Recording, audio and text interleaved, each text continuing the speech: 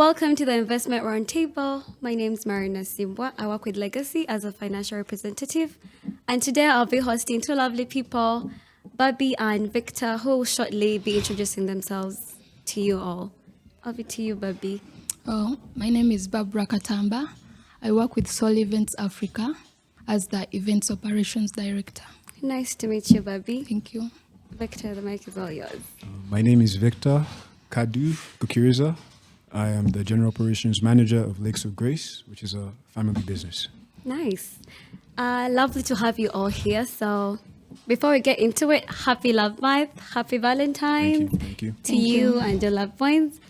So it's a sensitive topic because we all know we love to feel loved one way or another, but sometimes we have to stay in our budget. So I'd like to ask Mr. Victor, how do you spend Valentine's?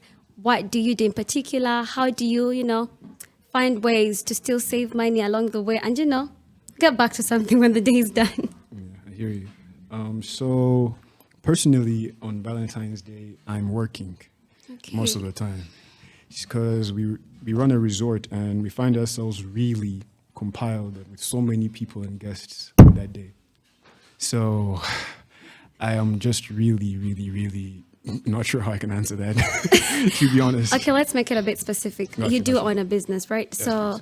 let's talk business. Gotcha. You must be providing an experience to all these customers who come in. So if you do put in a lot, I would presume you should get back something. So is it budget friendly? Is it something that actually makes more than you expect? Because, tell us what happens. Well, to be honest with you, our businesses, as I mentioned, was family based. So when we bring our customers to us, it's more of what can you bring, what can you do, and what special offer can we give to you. So most of the times, the pricings depend on the person who comes to us. Since it's a new business Okay. and we're starting fresh, we prefer to handle our customers each personally, one at a time. So whatever you can afford, we'll place you in just in what you need. So in short, you're saying whatever budget I do come in with, you could accommodate that. I'll make it work. Okay, that's a good thing then. But because it seems currently the myth would be you go big or nothing. For some people, I would say. And that leaves people in a lock where the next morning it's, oh my God, I used all this money for this and I have nothing to go back to. So the fact that you actually provide something that can accommodate everyone, I think that's a good thing. And at the end of the day, we still get back home and you're like, you had a good time, but I still get back home and I'm like, I have some money back in my pocket. That's really true because I was trying to make sure you understand that when a customer comes, the first principle is that we need to ensure that they are loved. Okay. And a person feels loved when they come and they feel comfortable. And Ugandans, financially. True. So you have to make sure you're financially around their ear so that they can actually get the treatment and love they need by the time they leave. So I would like to know, regardless, this all seems, all good and nice, but there must be complications along the way. So what happens when, or what are some of the complications that you actually do face during this period as well? I can say we have big crowds.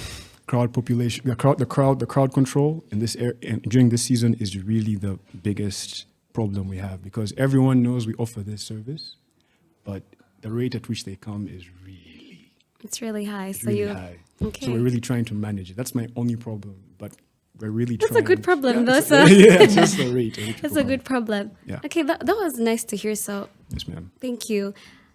Over to you, Bobby. So I'd like to know, as a person, how do you spend Valentine's? Or do you think there's a whole notion of, women are always one being gifted and men, on the other hand, it's a whole, 50-50 kind of thing.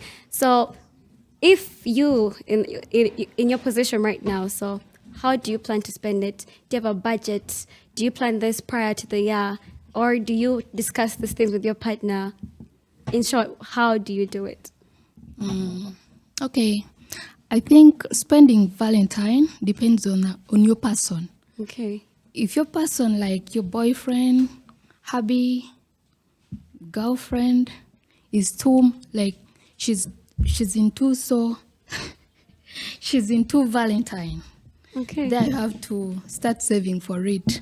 That's a good point. So at the end of the day, you're keeping it in mind that you need to have money on the side to spend, but still, have some left back to do other things. Of course, the day goes by, and we continue with life.